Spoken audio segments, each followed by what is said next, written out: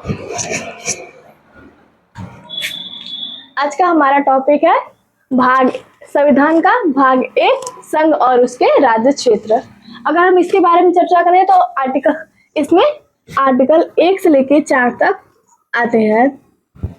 फिर से भाग 1 में 1 से लेके 4 तक आर्टिकल आते हैं और इसमें संघ और उसके राज्य क्षेत्र का वर्णन किया गया है। अगर हम आर्टिकल नंबर 1 की बात करें, तो इसमें कहा गया है कि भारत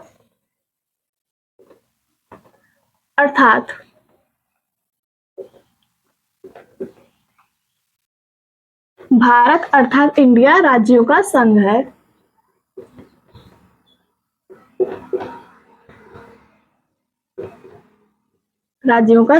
फिर से आर्टिकल 1 में कहा गया कि भारत अर्थात इंडिया जो है वो राज्यों का संघ है। आर्टिकल नंबर 1 से हमें अपने देश का 2 नाम पता चलता है। संवैधानिक रूप से अगर देखा जाए तो भारत के 2 नाम है, भारत और इंडिया। आर्टिकल नंबर 2 में कहा गया है कि भारतीय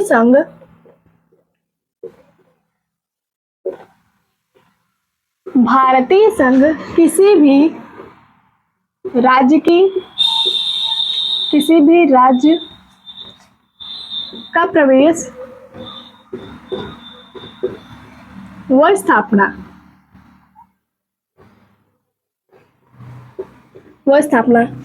मतलब में अगर आर्टिकल 2 की बात करें तो इसमें कहा गया कि जो भारतीय संघ है वो किसी भी देश को भारत के अंदर विलय कर सकता है। अगर उस देश की मर्जी हो तभी वो विलय कर सकता है और उसकी स्थापना राज्य के रूप में कर सकता है। और एग्जाम्पल के तौर पे देखें तो हम सिक्किम को देख सकते हैं कि 1974 में जब सिक्किम को भारत का 1974 में सिक्किम को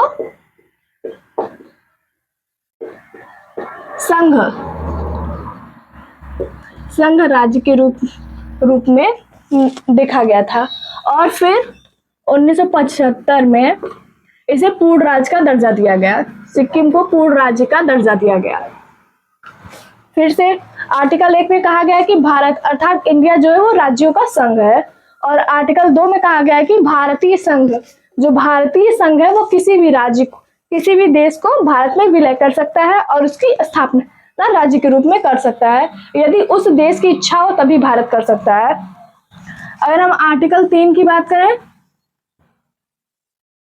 आर्टिकल 3 तो इसमें कहा गया है कि जो भारतीय संघ किसी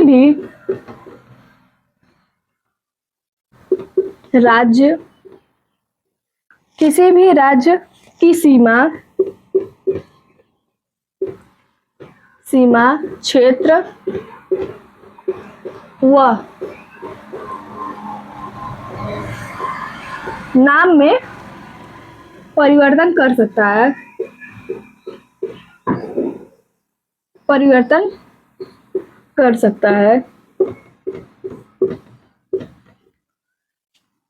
अगर हम आर्टिकल नंबर 3 की फिर से बात करें तो इसमें कहा गया कि जो भारतीय संघ है, जो हमारा केंद्र है, वो किसी भी राज्य की सीमा को बढ़ा भी सकता है, घटा भी सकता है और उसका जो नाम है उसको परिवर्तन कर सकता है। जैसे अगर हम बात करें तो जो उत्तर प्रदेश है वो पहले एक राज्य हुआ करता था, लेकिन उससे टूटकर उत्तराखंड बना, जिसका पहले नाम उत्तरांचल हुआ करता था और फिर उसका नाम बदल के उत्तराखंड कर दिया गया। आर्टिकल नंबर 3 में तो हमने देख लिया कि जो भारतीय संघ है वो किसी भी राज्य की सीमा क्षेत्र और नाम में परिवर्तन कर सकता है। ये जो है ये भारत अपने आंतरिक राज्यों के लिए करता है। आंतरिक राज्यों में इसका प्रावधान है कि ये नहीं है कि भारत किसी भी देश का जाएगा नाम क्षेत्र सीमा परिवर्तन कर सकता है। और जो हमारा आर्टिकल 2 है वो बाहरी राज्यों के लिए है। बाहरी राज्य मतलब बाहरी देशों के लिए है कि भारत में अगर कोई देश विलय होना चाहता है तो आर्टिकल नंबर 2 के अनुसार भारत में विलय होगा। अगर भारत किसी भी राज्य का सीमा क्षेत्र और नाम में परिवर्तन करता है तो आर्टिकल 3 के अनुसार होगा। और हम आर्टिकल नंबर 4 की बात करें तो इसमें कहा गया है कि आर्टिकल 4 में कहा गया है कि भारतीय संघ, कहा गया है कि आर्टिकल 2 और 3 में कहा गया कि आर्टिकल 2 और 3 में कोई संशोधन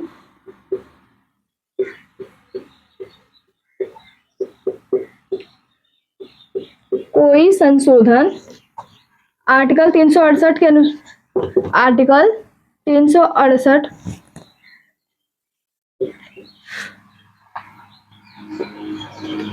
फिर से आर्टिकल 4 में कहा गया कि आर्टिकल 2 और 3 में अगर कोई भी संशोधन होगा तो आर्टिकल 368 के प्रावधान के अनुसार नहीं होगा, प्रावधान के अनुसार नहीं होगा, के अनुसार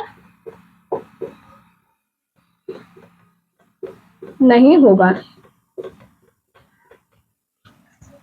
फिर से अगर हम बात करें, आर्टिकल 1 में कहा गया भारत अर्थात इंडिया जो राज्यों का संघ है, भारत पहले संघ बना। फिर आर्टिकल 2 में कहा गया कि भारत किसी भी राज्य, मतलब भारत जो बाहरी देश है, अगर वो भारत में विलय करना चाहते हैं तो वो आर्टिकल नंबर 2 के अनुसार भारत में प्रवेश कर सकते हैं।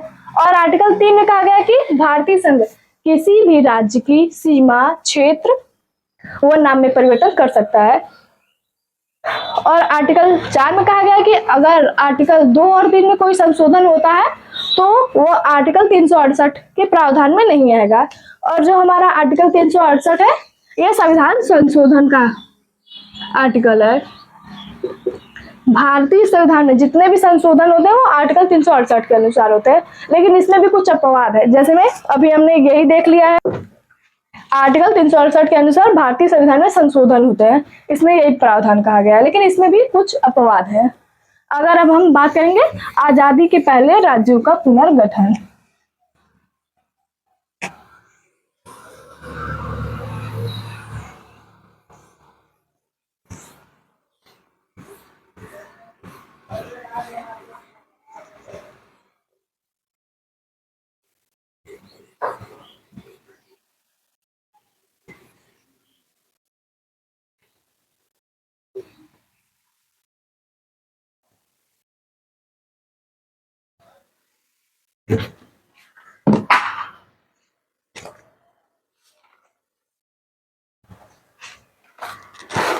भारत में राज्यों का पुनर्गठन। भारत में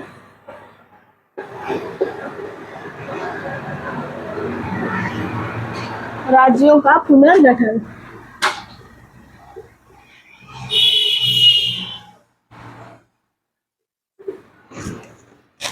भारत में राज्यों का पुनर्गठन, अगर हम भारत में उस समय बात करें तो भारत में 552 देशी रियासतें थी और ब्रिटिश प्रांत थे।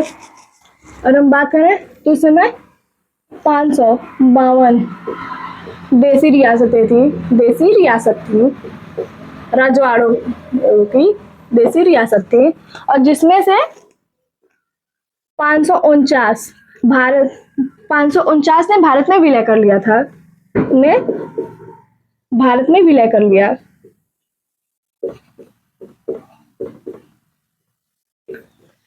विलय कर लिया। जब भारत में राज्यों का पुनर्गठन हो रहा था तो उस समय 552 देशी रियासतें थी, जिसमें से 549 ने तो विलय कर लिया और बचे 3, जम्मू कश्मीर,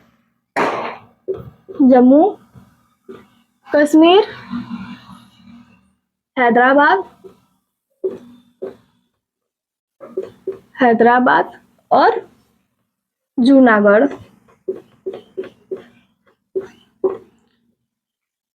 फिर से भारत में राज्यों का पुनर्गठन, जब भारत में राज्यों का पुनर्गठन हुआ तो उसमें 500 देशी रियासतें थी और 549 ने तो भारत में विलय कर लिया, और जम्मू कश्मीर और हैदराबाद और जूनागढ़ जी ये 3 रियासतों ने विलय नहीं किया था। तो जम्मू कश्मीर और हैदराबाद और जूनागढ़ में विलय के लिए भी सरदार वल्लभ भाई पटेल ने इसमें इन राज्यों को भी भारत में विलय कर लिया। और जो जम्मू कश्मीर में विलय हुआ वो विलय पत्र के माध्यम से हुआ, और जो हैदराबाद है उसमें ऑपरेशन पोलो के माध्यम से भारत में विलय हुआ इसका? ऑपरेशन पोलो। ऑपरेशन पोलो। और जो हमारा जूनागढ़ है वो जनमत संग्रह द्वारा भारत में विलय हुआ। जनमत संग्रह। फिर से अगर हम बात करें भारत में राज्यों का पुनर्गठन, उस समय 552 देशी रियासतें थी जिसमें से 549 ने तो भारत में विलय कर लिया, और लेकिन बचे 3 जम्मू कश्मीर, हैदराबाद और जूनागढ़, इन्होंने भारत में विलय करने से मना कर दिया। तो सरदार वल्लभ भाई पटेल ने विलय पत्र के माध्यम से जम्मू कश्मीर, ऑपरेशन पोलो के माध्यम से हैदराबाद और जनमत संग्रह द्वारा जूनागढ़ को भारत में विलय किया। अगर हम बात करें कि वर्तमान में भारत में कितने राज्य हैं और कितने केंद्र शासित, और वर्तमान में अगर देखा जाए तो 28 राज्य हैं और 8 केंद्र शासित प्रदेश हैं। अगर हम स्वतंत्रता के बाद की बात करें, स्वतंत्रता के बाद भारत में राज्यों को, स्वतंत्रता के बाद राज्य को ए, बी, सी और डी, ए, बी, सी, डी 4 राज्य थे। स्वतंत्रता के बाद विलय तो हो गई, फिर उसके बाद भारत में राज्यों को 4 भागों में बांट दिया गया, ए, बी, सी, डी। पर राज्यों का पुनर्गठन, तो जो पहला आयोग था, जो हमारा पहला आयोग बना वो था एस के धर आयोग। ये 1948 में बनी। भाषा के आधार पर राज्यों का पुनर्गठन करने के लिए पहली जो आयोग थी वो थी एस के धर आयोग, जो 1948 में बनी। और इसने जो अपनी रिपोर्ट थी, रिपोर्ट वो 1948 में जारी किया, और इसने कहा कि भारत जो है उसमें भाषा के आधार पर राज्यों का गठन नहीं किया जा सकता। भाषा के आधार पर राज्यों का गठन नहीं।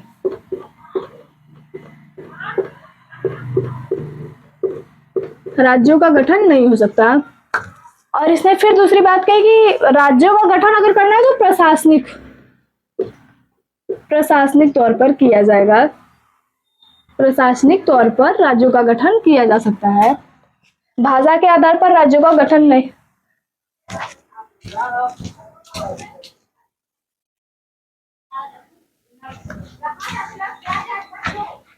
फिर से पहला जो आयोग बना था वो था एस के धर आयोग, जो 1948 में बना, और इसने अपनी रिपोर्ट 1948 में दी। इसने कहा कि भाषा के आधार पर राज्यों का पुनर्गठन नहीं हो सकता, किंतु प्रशासनिक आधार पर राज्यों का गठन हो सकता है। फिर दूसरी आयोग आई, दूसरी आयोग थी हमारी, जो दूसरी आयोग थी वो थी JVP आयोग। JVP आयोग ये भी 1948 में बनी, लेकिन इसने अपनी रिपोर्ट 1949 में पेश की। जो रिपोर्ट थी वह 1949 में भी पेश की। और इसके जो सदस्य थे वो थे पंडित जवाहरलाल नेहरू, सरदार वल्लभ भाई पटेल और पट्टासी सीतारमैया। और इसने भी सेम यही एस के धर समिति वाली ही बात की। इसने भी कहा कि भाई भाषा के आधार पर राज्यों का गठन नहीं किया जा सकता और प्रशासनिक तौर पर ही राज्यों का गठन किया जा सकता है। इसने भी सेम बात, भाषा के आधार पर नहीं, भाषा के आधार पर गठन नहीं किया जा सकता।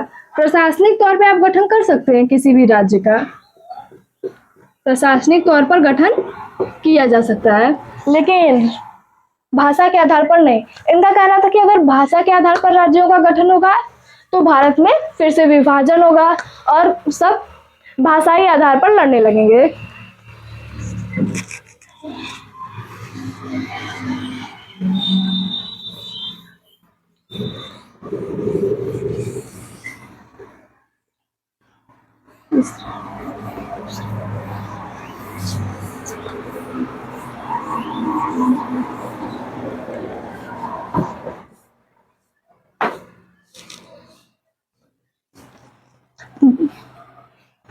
एस के धर समिति और JVP समिति का विरोध करने के लिए पुट्टू श्री रामलू, पोट्टू श्री रामलू, इन्होंने फिर से पोट्टू श्री रामलू ने एसके धर समिति और जेबीटी समिति का विरोध करने के लिए इन्होंने 56 दिन तक भूख हड़ताल किया, भूख हड़ताल किया। इनकी जो मांग थी वो थी कि भाई भाषा के आधार पर ही राज्यों का पुनर्गठन होना चाहिए। इन्होंने कहा कि भाषा के आधार पर राज्यों, इनकी जो मांग थी वो थी कि भाषा के आधार पर राज्यों का पुनर्गठन करो। भाषा के आधार पर राज्यों का पुनर्गठन, राज्यों का पुनर्गठन।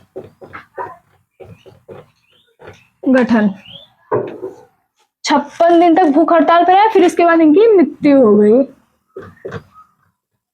मृत्यु होते ही ये जो आंदोलन हो रहे थे वो शांति रूप से, अहिंसक रूप से हो रहे थे, लेकिन इनकी मृत्यु के बाद ये जो आंदोलन इन्होंने किया था वो हिंसक रूप ले लिया और जो हमारा पहला राज्य बना वो 1956 में आंध्रा राज्य का गठन हुआ। भाषा राज्य का गठन भाषाई आधार पर।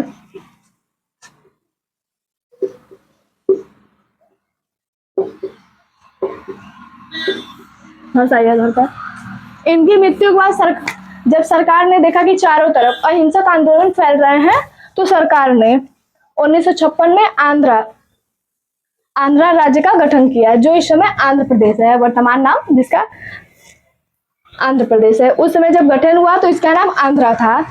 ये भाषाई आधार पर गठन होने वाला पहला राज्य है 1956 में जो गठन हुआ। फिर इसके बाद एक समिति आई जिसका नाम है फजल अली आयोग।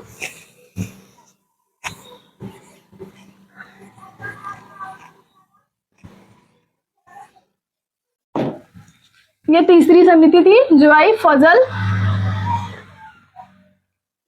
अली आयोग। फजल अली जो आयोग थी 1953 में आई थी और फजल अली आयोग थी वो 1953 में आई थी और लेकिन इसने अपनी रिपोर्ट 1955 में सौंपी। एवं फिर से जिक्र करें तो जो हमारी पहली समिति थी भाषा के आधार पर राज्यों का गठन करने के लिए वो थी एसके धर समिति और इसने भी कहा कि भाषा के आधार पर गठन नहीं किया जा सकता। और जो दूसरी समिति थी वो थी जेबीटी समिति। इसने भी कहा कि भारत में राज्यों का गठन भाषा के आधार पर तो कतई नहीं हो सकता है, बस प्रशासनिक तौर पे हो सकता है। लेकिन जब पोट्टू श्री रामलू की मृत्यु हो गई, आंध्रा पहले राज्य के रूप में गठन हो गया, तो आया फजल अली आयोग जो 1953 में आया और इसने अपनी रिपोर्ट 1955 में दे दी। इसने कहा कि राज्यों का जो गठन है वह प्रशासनिक तौर पर, प्रशासनिक आधार पर, वित्तीय आधार पर या भाषाई आधार पर किया जा सकता है।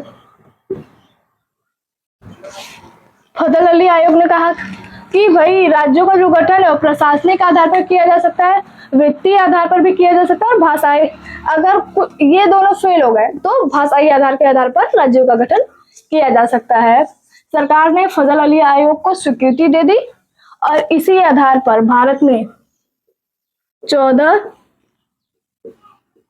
राज्य का निर्माण हुआ।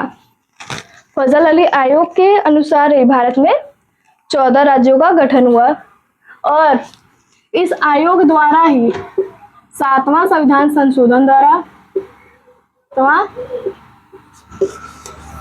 संविधान संशोधन द्वारा जो भारत में 4 राज्यों का प्रावधान था ए बी सी डी, जो भारत के 4 राज्य थे आजादी के बाद, ए बी सी डी को रद्द कर दिया गया। ए बी सी डी को रद्द कर दिया गया। सातवें संविधान संशोधन द्वारा ABCD राज्य को रद्द कर दिया गया और इसके स्थान पर 14